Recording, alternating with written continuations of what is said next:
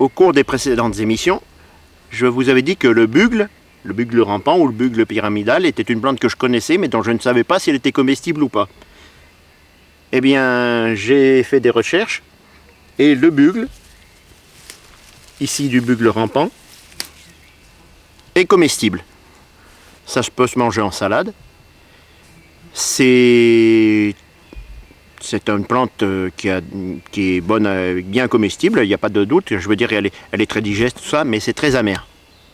Donc c'est déjà plutôt réservé aux personnes qui ont l'habitude de manger des plantes sauvages, parce que parfois, ça pourrait, pour quelqu'un qui n'a pas la bouche qui est faite à ce genre de goût, ça pourrait être très repoussant. Mais le bugle est comestible. Et pour reprendre les mots d'un papy que je connaissais, tout ce qui est amer est bon au corps. Alors, je ne sais pas si c'est vrai. Enfin, généralement, on dit que les plantes amères sont bonnes pour le foie.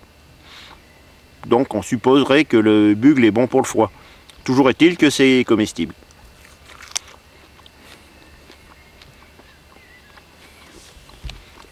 Tiens, j'ai quelque chose à côté, j'avoue. Ah oui. Alors là, absolument pas comestible, mais magnifique. L'ancolie. On l'utilise aussi dans nos jardins. Oui, il y en a de plusieurs couleurs. Alors même à l'état sauvage, il y a plusieurs sortes. Magnifique. Magnifique fleurissement naturel. Une communion de la diversité. J'ajouterai à l'intention des fanatiques du désherbant, quand vous voyez ça, vous n'avez pas honte.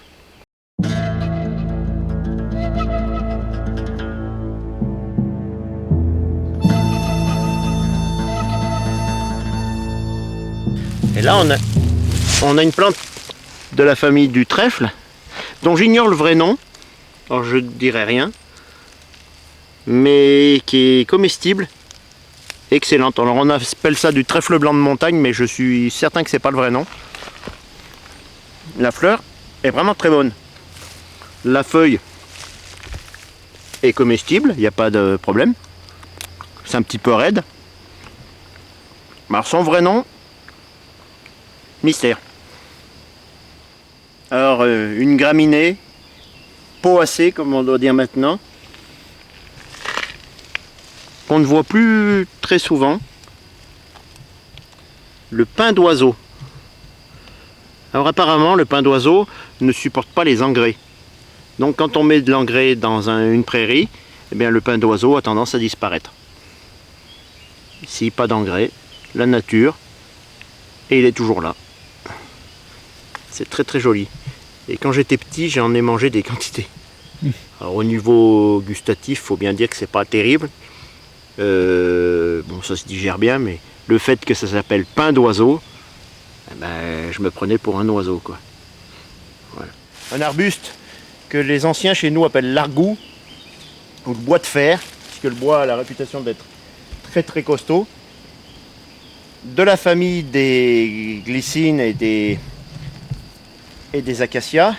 Alors la fleur d'acacia est comestible, la fleur de glycine l'est semble-t-il aussi, mais là, toxique, le cytise.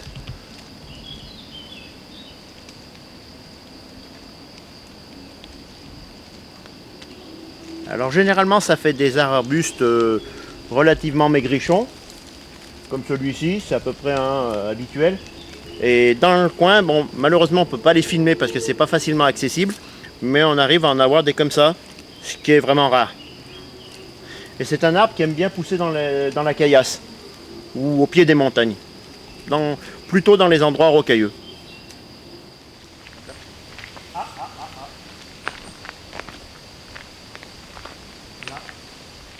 Nous avons de la chance parce que nous avons le lys martagon, qui est une plante protégée.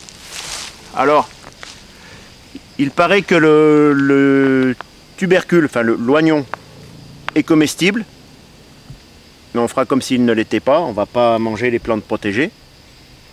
Là, regardez, lui, il a ses petits parasites, une charmante bestiole qui est en train de la grignoter. Quel voyou. Regardez, c'est déjà un petit peu mangé. Là, il y a quelqu'un d'autre de la famille. Et regardez. On dirait des pontes. Je ne sais pas ce que c'est exactement. Ou des larves.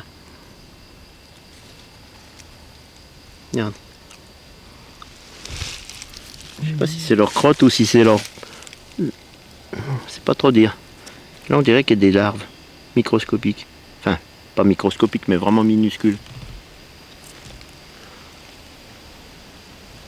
En tout cas cette bête elle est très belle. Hein. On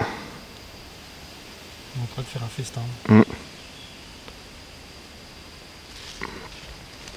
Un festin de lys martagon. C'est une plante privilégiée, un animal privilégié. Il mange des plantes que les hommes n'ont pas le droit de cueillir.